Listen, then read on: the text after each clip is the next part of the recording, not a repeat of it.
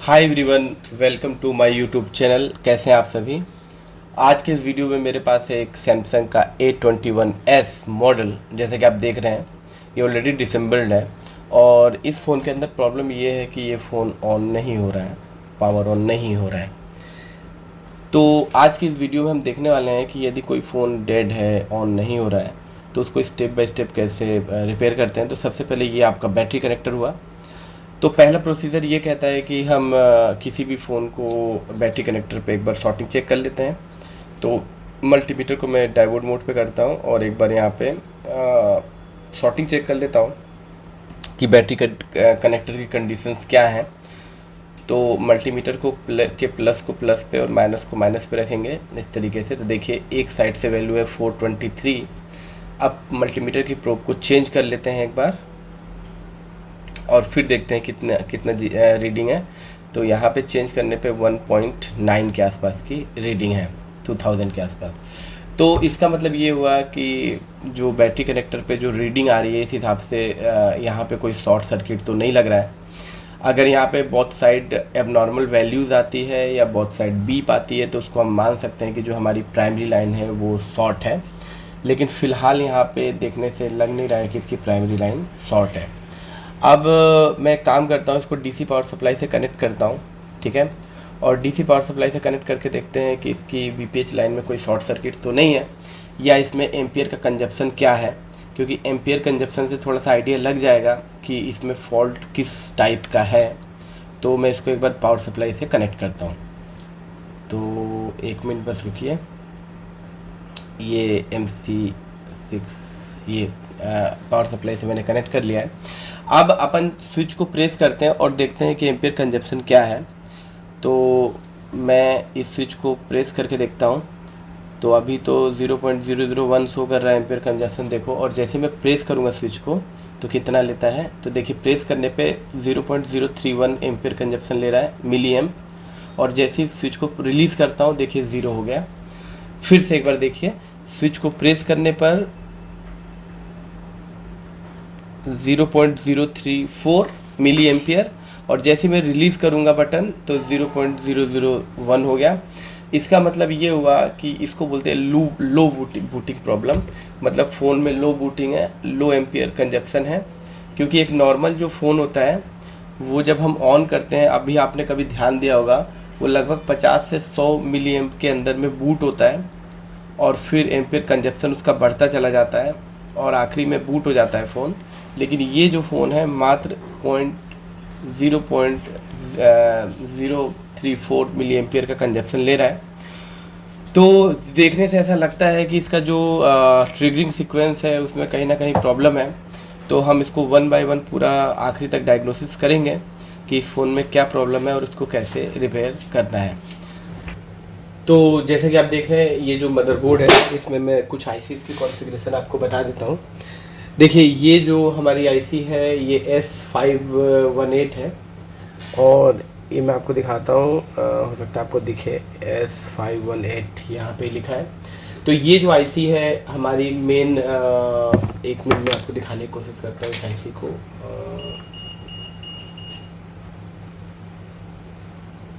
आप देख सकते हैं ये S518 है, ये मेन PMIC है।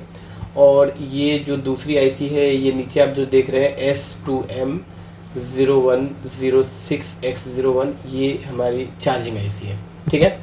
तो इस तरीके से ये जो दो आईसीज़ हैं मेन इस फ़ोन की। तो यहाँ पे ये जो मेन पावर सप्लाई है, आप सभी को पता है कि ये सभी आईसीज़ को पावर सप्लाई देती है। और ये जो आईसी है ये चार्जिंग आईसी है, इसका काम होता है बीपीएस सप्लाई जनरेट करना और मोबाइल फ़ोन को चार्ज करना, है ना। तो अभी जो करंट सिचुएशन है इस फ़ोन की, जैसा कि अभी आपने देखा कि इस फ़ोन में प्राइमरी लाइन में तो कोई शॉर्ट सर्किट नहीं है और 30 मिली एम के आसपास कंजप्शन है। तो सबसे पहले हम क्या करते हैं कि जो मल्टीमीटर है इसको हम डायोड मोड पे करते हैं और मल्टीमीटर की एक पिन को मैं ग्राउंड लगाता हूँ। देखिए तो सबसे पहले बीपीएच का हम जीआर एक बार चेक कर लेते हैं। तो यहाँ पे देखिए 336 है, तो इट मीन्स बीपीएच लाइन में कोई भी लीकेज या शॉर्ट सर्किट फ़िलहाल नहीं है। और फिर ऊपर आते हैं जो मेन हमारी पीएम लगी है, तो आप इसके पास देख सकते हैं। अगर आप देखेंगे ध्यान से तो इस पीएम के पास 1 2 3 4 और 5 बक कॉइल्स लगी हैं। ये हमारा एक क्लॉक क्रिस्टल इधर लगा हुआ है। तो सबसे पहले देखिए, हमारा सबसे पहले डायग्नोसिस क्या होना चाहिए। अगर कोई फ़ोन 30 मिली एम्प पर स्टक होके और रिलीज़ करने पे बैक ज़ीरो हो जाता है, इसका मतलब कहीं ना कहीं हमारी जो हमारा जो बूटिंग सीक्वेंस बीच में ब्रेक है, प्रॉपर बूट नहीं कर रहा है फ़ोन। तो इस कंडीशन में हमारा पहला प्रोसेस तो यही होना चाहिए, हम पावर आईसी की पूरी आउटपुट्स चेक करें कि पावर आईसी पूरी आउटपुट्स दे रही है कि नहीं दे रही है। ये पावर आईसी का से रिलेटेड फॉल्ट है या सीपीयू से रिलेटेड फॉल्ट है, ये आपको थोड़ा सा डायग्नोसिस करना पड़ेगा। यहाँ पे सबसे बड़ी प्रॉब्लम ये है कि इस मॉडल का सर्किट अवेलेबल नहीं है अभी फ़िलहाल, और ये जो पावर आईसी है S518 ये नई आईसी है, तो इसका भी थोड़ा कॉन्फ़िगरेशन देखना पड़ेगा। तो हम अगर किसी फ़ोन का सर्किट अवेलेबल नहीं होता है तो उसको किस तरीके से डायग्नोसिस करते हैं वो भी इस वीडियो में हम देखने वाले हैं। तो सबसे पहले ये जितनी भी बक्स लाइन है इनका हम एक बार GR कैलकुलेट करते हैं। तो देखिए सबसे पहला इसका GR है 306, इसका मतलब ठीक है, ये नॉर्मल GR है। और एक बार मैं क्लीन कर लूँ थोड़ा सा, शायद धुंधलापन है, हाँ ठीक है। और ये जो दूसरी हमारी बक है इसका GR देखिए 219, ये भी ठीक है। और तीसरा जो बक कॉइल है इसका GR है 287, ये भी ठीक है। और चौथा 0.0119, ये भी ठीक है। इसको आप लोग बिल्कुल भी शॉर्ट मत मानिएगा। अगर आप इसको बीप मोड पे चेक करेंगे यानी बजर मोड पे, तो यहाँ पे बीप आएगी, तो इसको कभी भी शॉर्ट मत समझना, ठीक है। मैंने आपको पहले भी बताया था कि ये लाइन EBI लाइन होती है, शॉर्ट नहीं होती है। कई लोग इसको शॉर्ट मान के पावर आईसी को रिप्लेस करते हैं, या वो समझते हैं कि सर्किट शॉर्ट है, तो इसका डाटा आपको बनाना पड़ेगा, तभी आपको पता चलेगा कि ये लाइन शॉर्ट है कि नहीं। और फिर लास्ट वाली ये जो पिन है ये यहाँ पे 292, तो इसका मतलब अभी ये बक सर्किट को देखने से ऐसा नहीं लग रहा है कि बक सर्किट में कोई भी शॉर्ट सर्किट है। तो इतना होने के बाद हम एक काम करते हैं, अब इस बोर्ड को एक बार हम पैनल में लगा लेते हैं। ये मैं बोर्ड को पैनल में लगा लेता हूँ और कनेक्टर चार्जिंग जो केबल है उसको कनेक्ट कर लेते हैं एक बार, ठीक है। बैटरी लगाने की ज़रूरत नहीं है, बैटरी लगाने की ज़रूरत नहीं है बिल्कुल भी। आप लगा भी सकते हो लेकिन बैटरी लगाने की फ़िलहाल ज़रूरत नहीं है। और इसके बाद हमें क्या करना होगा, इसके बाद हमें यहाँ पे चार्जिंग केबल प्लग करनी पड़ेगी। इस तरीके से देखिए, चार्जिंग की केबल यहाँ पे प्लग कर दीजिए यहाँ पे, और चेक करते हैं जितने भी बक वोल्टेजेस बन रहे हैं कि नहीं बन रहे हैं। यहाँ पे बक वोल्टेजेस का बनना ज़रूरी है, तो मैं आपको एक एक करके चेक कराता हूँ। देखिए, क्योंकि इसका सर्किट तो है नहीं, लेकिन अगर आप थोड़ा भी अगर आपको बूटिंग सीक्वेंस पता होगा तो कौन कौन सी वोल्टेजेस बनती है ये कॉमन होती है। तो मैं DC-20 पे मल्टीमीटर को करता हूँ और हम चेक करते हैं यहाँ पे। तो आप देखिए सबसे पहले यहाँ पे BPS सप्लाई तो बनी रही होगी, देखिए 4.6 के आसपास बन रही है, तो ये तो बनी रही है। और उसके बाद से फिर दूसरा हम चेक करते हैं BPH के बाद यहाँ पे चेक करते हैं ये LDO वोल्टेज है 2.0, ये भी बन रही है। तो इसका मतलब है कि पावर आईसी पहली LDO बना रही है 2.0। और यहाँ पे देखते हैं 0.8, ये भी बन रही है 0.7, 0.8, 1.1 ठीक है, 0.7, हाँ 1.3 ये भी LDO वोल्टेज है। तो दोनों LDO 2.0 और 1.3 और 3 बक 0.8 वाली तीनों यहाँ पे बन रही है। इसका मतलब ये हुआ कि ये पावर आईसी जो है अपनी बक जितनी भी वोल्टेजेस प्रोड्यूस कर रही है। अब हम क्या करते हैं कि पावर आईसी ये बक तो पूरी बना रही है। अब यहाँ पे अगर आप किसी भी फ़ोन का ट्रिगरिंग सीक्वेंस देखेंगे तो उसमें बहुत सारी वोल्टेजेस बनती हैं। तो इसका तो मेरे पास डाटा नहीं है पावर आईसी का S518 का, लेकिन हाँ कुछ आइडियाज़ के थ्रू आप आइडिया लगा सकते हो कि इसके LDO वोल्टेजेस बन रहे हैं कि नहीं बन रहे हैं। जैसे एग्जांपल एक VIO 1.8 बनता है जो आपके LCD कनेक्टर पे जाता है अगर IPS LCD हो तो, लेकिन ये तो AMOLED LCD है इसमें।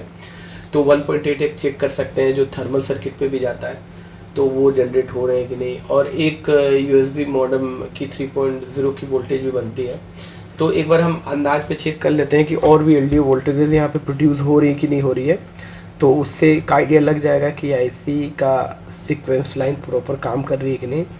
तो ये तो बीपीएच हो गए।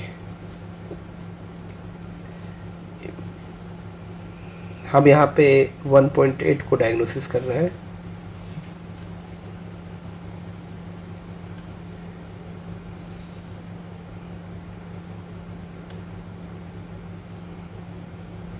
हाँ देखिए, यहाँ पे एक 1.8 यहाँ पे आ रही है, ठीक है। और एक 3.0 भी हमें एक बार देखना होगा, 3.0 कहीं पे बन रही कि नहीं, क्योंकि मैंने इसका सर्किट अभी देखा था, सर्किट अवेलेबल नहीं है, तो इसीलिए थोड़ा सा ये तो बक है। देखिए 1.8 जो क्लॉक को भी एक्टिवेट करती है, तो ये 1.8 यहाँ पे बन रही है। और इसके अलावा ये देखिए 3.2 भी बन रही है यहाँ पे, आप देख सकते हैं। और ये देखिए 1.8 यहाँ भी बन रही है। तो देखिए अगर यूएसबी वाली वोल्टेज 3.0 या 3.2 के आसपास बन जाती है, तो इससे हमें ये पता चलता है कि क्लॉक जनरेट हो रही है, ठीक है। तो अभी फ़िलहाल देखने से ये लगता है कि इसका जो पावर आईसी है ये प्रॉपर इनिशलाइज हो रही है। तो मुझे जहाँ तक लगता है कि इसके एक बार सीपीयू को रिवॉल्व करके देख लेना चाहिए, क्योंकि सीपीयू से फीडबैक नहीं आएगा तो डेफिनेटली इस फ़ोन का भी पीएस होल्ड नहीं बनेगा और सेट ऑन नहीं होगा। तो इसका पीएस होल्ड का जो डॉट है मुझे नहीं पता है, क्योंकि इसका सर्किट मेरे पास अभी फ़िलहाल नहीं है और S518 का कॉन्फ़िगरेशन भी मेरे पास नहीं है। लेकिन अभी जितनी भी टेस्टिंग हमने की है उस हिसाब से इस फ़ोन में कोई शॉर्ट सर्किट नहीं है, बाकी पूरी वोल्टेजेस प्रोड्यूस हो रही हैं और जो मेन एलडीओ है वो भी बन रही है। इसके अलावा हम जो इसका यूएफएस चिप है उसकी भी वोल्टेजेस चेक कर सकते हैं। लेकिन अभी जो 3.0 की जो वोल्टेज बन चुकी है, तो उससे इसका मतलब है कि ऊपर की ओर वोल्टेजेस बन रही है। तो इन चीज़ों को देखते हुए अब मैं इसका सीपीयू एक बार रिवॉल्व करके देखूंगा और आई होप ये फ़ोन ठीक हो जाना चाहिए। अभी यहाँ पे मुझे पावर आईसी पे काम करने की बिल्कुल भी ज़रूरत नहीं है। तो ये है हमारा सैमसंग का प्रोसेसर और ऊपर यूएफएस चिप लगी है। तो सबसे पहले इसमें ग्लू बहुत कम है, ग्लू अंदर के साइड में है, किनारे ग्लू कम है। तो सबसे पहले हल्का सा जो ग्लू है हम इसको कट करेंगे। इसमें मैं एसएमडी यूज़ कर रहा हूँ 857DW, टेम्परेचर है 250 एंड एयर है 1। तो सबसे पहले हमने ग्लू को कट कर लिया है और अब हम ऊपर जो यूएफएस चिप है इसको एक बार कवर कर लेंगे ताकि हीट ऊपर नहीं जाएगा, क्योंकि दोनों आईसी पेस्टेड है। ये हीट रेजिस्टेंस टेप से हमने ऊपर कवर कर लिया है। अब देखिए इस आईसी को, ये डबल डेकर नहीं है, डबल डेकर चिप नहीं है, सिंपल चिप है। तो इसको निकालने के लिए मैं यूज़ करता हूँ क्विक की 2008। इसका टेम्परेचर होगा 350 और इसका एयर होगा 100। और इस ये पेस्टेड आईसी है, पूरा अंदर वाइट पेस्ट है।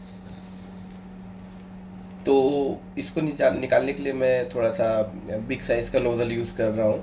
और आपको ना इस मॉडल का सीपीयू निकालते समय एक चीज़ ध्यान रखना होगा, इसकी जो सीपीयू है, इसका जो प्रोसेसर है बहुत पतला है। तो जब भी इसको निकालें तो ज़्यादा बेंड ना करें। और काफ़ी इसमें बॉल्स निकलती हैं, काफ़ी बार मैंने निकाला है तो इसकी बॉल्स काफ़ी निकलती है अंदर, बहुत वीक है। तो इस तरीके से जब आपको लगे कि ब्लेड इन हो रही है तो धीरे से आपको प्रोसेसर को उठा देना है। तो आप देख सकते हैं कि प्रोसेसर हमने निकाल लिया है। तो पूरी ऑलमोस्ट सभी बॉल्स ड्राई हैं, मतलब काफ़ी समय से पहले हमने प्रोसेसर लगाया है और निकाला है। और जो रेड बॉल दिख रही है ये एनसी बॉल्स हैं जो निकल चुकी हैं। अब पहला स्टेप होता है आईसी निकालने के बाद सबसे पहले फ्लक्स यूज़ करें और थोड़ा सा पीपीडी भी यूज़ करना है 138, जैसे कि आप देख रहे हैं। और एक बार जो पुराना सोल्डर है कंपनी का, इसको पूरा बाहर निकाल लेना है इस तरीके से। आयरन में यूज़ करता हूँ T12X, जैसे कि मैंने आपको पहले भी बताया था। काफ़ी कंफर्टेबल है, अगर बिट अच्छी है तो काफ़ी अच्छे से ये काम करता है। तो इस तरीके से पूरे सोल्डर को हम बाहर निकाल लेंगे। एक दो बॉल आपको जो दिख रही है निकली हुई वो एनसी है, ठीक है। बाकी मैं आपको क्लोज करके दिखा दूंगा कि उसके कोई ट्रैक्स तो नहीं है, बाकी बिटमैप में भी आप देख सकते हो। अब हम सेकेंड स्टेप हमारा होगा डिसोल्डर वायर से हम एक बार पूरी बॉल्स को बराबर कर लेंगे, जैसे कि आप देख रहे हैं। और नाइफ बिट का ही यूज़ करेंगे, स्ट्रेट बिट यहाँ पे यूज़ बिल्कुल भी नहीं करेंगे। इसका जो पेस्ट है वाइट वाला वो पूरी आईसी में रह गया है और नीचे सरफेस पे बहुत कम पेस्ट है, इसीलिए इजीली साफ़ हो जा रहा है। लेकिन अगर नीचे पेस्ट होता तो थोड़ा सा हार्ड होता और उसको फिर हमें 2-3 राउंड में साफ़ करना पड़ता। तो इस तरीके से देखिए फटाफट हम इसको साफ़ कर लेंगे।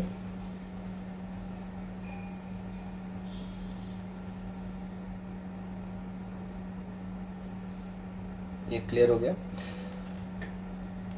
अब एक बार क्लीन करने के बाद इसको हम एक बार थिनर से भी क्लीन कर लेते हैं ताकि पता चल जाए कि कहाँ पे कितना गम है या सरफेस पूरा प्रॉपर क्लीन हो गया है। कभी भी इसको टूथपेस्ट से साफ़ नहीं करना है। जब भी आप इसको क्लीन करें तो कॉटन से आप प्रॉपर इसको क्लीन कर सकते हैं। छोटा सा कॉटन लीजिए, रुई, और उसको थिनर में डिप कीजिए और उससे आप बहुत अच्छे से इसको क्लीन कर सकते हैं। तो आप देख सकते हैं हमने पूरा क्लीन कर लिया है और मैं क्लोज़ करके आपको दिखाने की कोशिश करता हूँ। जो पॉइंट्स 2 निकले हैं देखिए, ये एनसी हैं, इसका कोई भी ट्रैक नहीं दिख रहा है। इधर 2 ये भी एनसी हैं और इधर राइट साइड में 2 हैं वो भी एनसी हैं। तो 6 डॉट्स निकले हैं, 6 पॉइंट्स निकले हैं, लेकिन वो एनसी है, बाकी पूरे पॉइंट सही हैं, कहीं भी नहीं निकले। अब हम बात करते हैं इसका जो प्रोसेसर है, इसको क्लीन करते हैं। तो देखिए प्रोसेसर को क्लीन करने का मुझे लगता है जहाँ तक सबसे बेस्ट तरीका ये है कि मैंने जब डबल डेकर का वीडियो बनाया था तो मैंने आपको बताया था कि किसी भी प्रोसेसर को क्लीन करने के लिए, उसके गम को क्लीन करने के लिए ब्लेड को किस तरीके से बनाना है, उसके आगे का जो सरफेस उसको कैसे राउंड करना है, कॉर्नर्स को कैसे सही करना है। तो आप इस तरीके से ब्लेड बना सकते हैं। देखिए ये पूरा ऊपर ग्लू लगा हुआ है, तो वाइट ग्लू है, कंपनी जो लगाती है। तो सबसे पहले एसएमडी को 300 पे करेंगे, पतला नोज़ल लगाएंगे 8 mm का, और 857 यूज़ कर रहा हूँ अभी, 857 DW, और 300 टेम्परेचर है, एयर 1 पे है।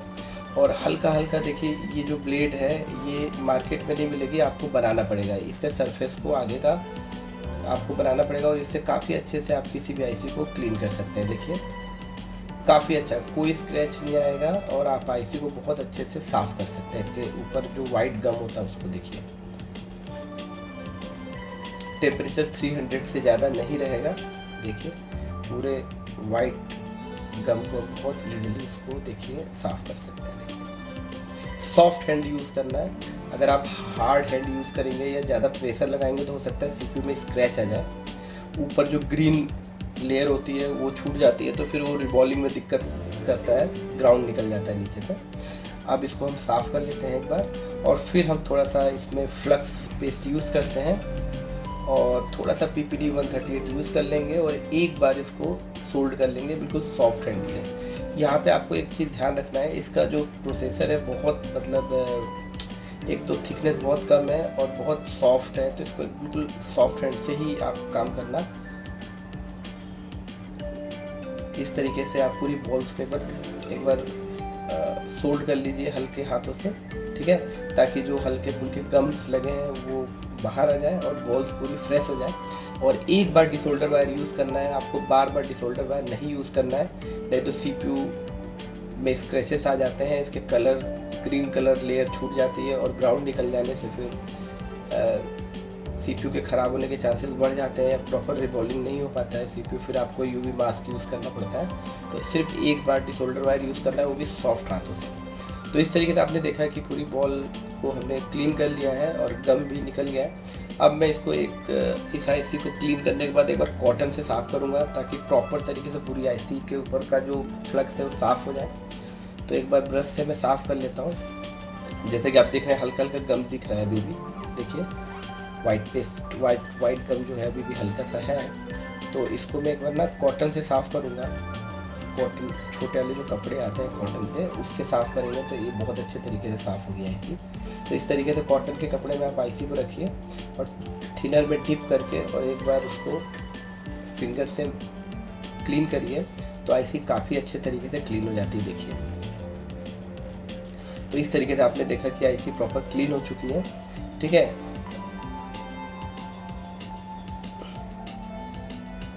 ये देखिए ये आईसी थोड़ा बहुत गम लगा है तो उसको आप अलग से साफ़ कर सकते हैं, हल्का फुल्का होता है। तो इस तरीके से पूरा देखिए, ऐसे कॉटन से जब साफ़ करेंगे तो क्लीन हो जाएगा पूरा। तो इस तरीके से आप देखिए आईसी पूरी अच्छे से क्लीन हो चुकी है। अब आप देखिए आईसी के कुछ बॉल्स हैं जो ड्राई दिख रही हैं, कुछ बॉल है जो सिल्वर कलर में है और कुछ ब्लैकिश कलर में है। तो ये एक आयरन ब्रश आता है, इस ब्रश से देखिए कुछ ड्राई है बॉल्स, तो इस ब्रश से एक बार हम इसको इस ब्रश को ऊपर एक बार चला देंगे ताकि जो बॉल थोड़ी सी ड्राई है ब्लैक कलर की वो भी चमक जाए, ताकि जब हम रिवॉल्विंग करें तो एक बार में ऐसे रिवॉल्व हो जाए। ठीक है, तो यहाँ पे देखिए इसको हम एक बार इसको मूव कर देते हैं। ब्रश को एकदम सॉफ्ट हैंड से मूव करना है, आपको ज़्यादा नहीं चलाना है ब्रश को, नहीं तो हो सकता है इसी के अंदर स्क्रैचेस आ जाए। तो ये सब काम आपको बहुत सॉफ्ट तरीके से करना है। तो इस तरीके से देखिए हमने जैसे ही ब्रश को उसके ऊपर चलाया तो देखिए पूरी बॉल सिल्वर हो गई ऑलमोस्ट, और एक बार इसको साफ़ करते हैं तो देखिए पूरी बॉल सिल्वर हो चुकी है। अब इस आईसी को आप एक बार में प्रॉपर तरीके से रिवॉल्व कर सकते हैं। तो इसका एक्चुअली में इस मॉडल का स्टेंसिल मुझे अभी मार्केट में मिला नहीं, तो इसको हम यूनिवर्सल स्टेंसिल से ही इसकी बॉल बनाएंगे। तो आप जैसा कि देख रहे हैं कि यूनिवर्सल स्टेंसिल ये है, पीपीडी को ड्राई कर लीजिए इस तरीके से, और एक बार हीट करके टेम्परेचर रहेगा एसएमडी का 300 और एयर 1 पे रहेगा और इजीली रिवॉल्व कर सकते हैं। क्या आपको पता है कि हमें सीपीयू को रिवॉल्व करने की ज़रूरत क्यों पड़ी? देखिए सीपीयू रिवॉल्व करने की ज़रूरत इसीलिए पड़ती है कि कई बार ना फ़ोन ड्रॉप होने से, जैसे फ़ोन गिर जाता है तो सीपीयू की कई बार डेटा लाइंस होती हैं या फीडबैक लाइंस होती हैं काफ़ी सारी, तो वो डिस्कनेक्ट हो जाने से आपका फ़ोन प्रॉपर ऑन नहीं हो पाता है। इसीलिए हमें काफ़ी बार सीपीयू को रिवॉल्व करने की ज़रूरत पड़ती है। तो सीपीयू को कब रिवॉल्व करना है या पावर आईसी को कब रिप्लेस करना है या पावर आईसी को कब रिवॉल्व करना है, ये डिसीजन लेना बहुत ज़रूरी है। क्योंकि कई बार क्या होता है कि हम तुक्के पे काम करते हैं, पहले पावर आईसी को रिवॉल्व करते हैं, फिर नैंड को रिवॉल्व करते हैं, फिर सीपीयू को रिवॉल्व करते हैं। लेकिन एक हमारे पास कुछ अगर कॉन्सेप्ट्स आपके पास हैं तो आप क्लियर कर सकते हो कि मुझे पावर आईसी पे काम करना है या सेकेंडरी पावर सप्लाई पे काम करना है या सीपीयू को रिवॉल्व करना है या नैंड पे काम करना है। तो इसके लिए आपके पास कॉन्सेप्ट होना बहुत ज़रूरी है। तो यहाँ पे देखिए सीपीयू रिवॉल्व तो हो गया, लेकिन कॉर्नर पे एक बॉल नहीं बन पाई। तो अगर एक दो बॉल छूट जाती है तो उसके लिए आपको फिर से पूरे सीपीयू को रिवॉल्व करने की बिल्कुल भी ज़रूरत नहीं है। यहाँ पे थोड़ा सा हम फ्लक्स पेस्ट लगाएंगे यहाँ पे ये, और कहीं से भी एक सेम साइज़ की बॉल को उठा के रख लेंगे यहाँ पे इस तरीके से, और थोड़ा सा हीटअप करेंगे तो ये बॉल बन जाएगी। तो कभी भी एक दो बॉल ना बने तो आपको पूरी बॉल बनाने की ज़रूरत नहीं है। और थोड़ा सा फ्लक्स लगा के एक बार हीट कर लेते हैं ताकि पूरी बॉल एक बार शेप में आ जाए। तो ये देखिए पूरी बॉल शेप में आ गई। अब हम इसको इंस्टॉल करते हैं। तो ये मैंने क्लीन कर लिया है, तो इसको अब हम इंस्टॉल करते हैं। ठीक है, बोर्ड में। तो सबसे पहले बोर्ड में इंस्टॉल करने के पहले डायरेक्शन देख लीजिए कि पहले प्रोसेसर का डॉट किधर था। तो डॉट जो था नीचे की साइड में था। ठीक है, तो मैं देख लूँगा। तो सबसे पहले देखिए, कभी भी जब भी प्रोसेसर हम एक बार प्रोसेसर के सरफेस को एक बार कॉटन से एक बार अच्छे से थिनर से क्लीन कर लेता हूँ ताकि कोई गंदगी ना रह जाए नीचे। सबसे पहले देखो, लगाने के लिए आपको हल्का सा फ्लक्स यूज़ करना है, कभी भी ज़्यादा फ्लक्स मत यूज़ करना, नहीं तो आईसी आपकी मूव कर जाएगी और फिर से रिवॉल्व करनी पड़ेगी। तो इस तरीके से सेट कर लो। ठीक है, डायरेक्शन को देख के अच्छे से। और आईसी को लगाने के लिए मैं फिर से एसएमडी यूज़ करूँगा 2008 क्विक की 2008, और बिग साइज़ नोज़ल रहेगा। टेम्परेचर रहेगा 330 टू 350, डिपेंड करता है आप कितना हैंडल कर सकते हैं हीट को और एयर को। और एयर 100 रहेगा, और ईज़िली आप आईसी को इंस्टॉल कर सकते हो।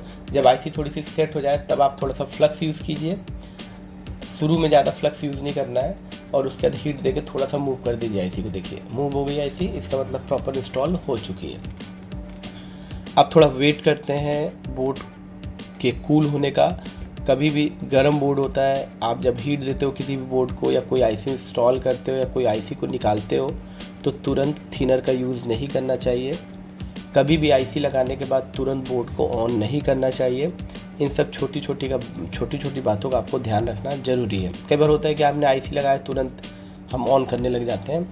तो ये बोर्ड कूल हो चुका है और मैंने जो हीट रेजिस्टेंस टेप भी ऊपर से निकाल लिया है नेट पे जो मैंने लगाया था यूएफएस चिप पे। अब मैं फ़ोन को एक बार ऑन करके देख लेता हूँ, अभी भी थोड़ा हीट है, थोड़ा सा कूल हो जाने देते हैं। अब मैं फ़ोन को ऑन करके देखता हूँ कि अभी जहाँ तक हमारा डाउट था कि सीपीयू में इशू हो सकता है, तो सीपीयू को तो हमने रिवॉल्व कर दिया है। अब बोर्ड को एक बार पैनल में इंस्टॉल करके देखते हैं कि सीपीयू रिवॉल्व करने के बाद क्या हमारा जो फॉल्ट था वो सही हुआ कि नहीं हुआ, सेट ऑन हो रहा है कि नहीं हो रहा है। क्योंकि मेरे को डाउट था, क्योंकि पावर आईसी तो पूरे वोल्टेजेस बना रही थी, सीपीयू का डाउट था मुझे। तो एक बार मैं पैनल में फिट करता हूँ और एक बार चार्जर लगाता हूँ, मुझे पता चल जाएगा कि फ़ोन की कंडीशंस क्या है। तो एक बार मैं चार्जर लगाता हूँ, उसके बाद देखते हैं। चार्जर इंस्टॉल करने के देखिए चार्जिंग लोगो आ चुका है, मतलब हम लोग का जो हमने जो ट्रेस किया वो एकदम प्रॉपर था कि पावर आईसी हमारी पूरे बक्स बना रही थी, एलडीओ वोल्टेजेस बना रही थी। तो सीपीयू रिवॉल्व करने के बाद ये फ़ोन ऑलमोस्ट ऑन हो चुका है। एक बार मैं देख लेता हूँ बूट कर रहा है कि नहीं, कई बार हैंग ऑन लोगों पे भी अटक जाता है। ठीक है, तो एक बार प्रॉपर ऑन करके देख लेते हैं।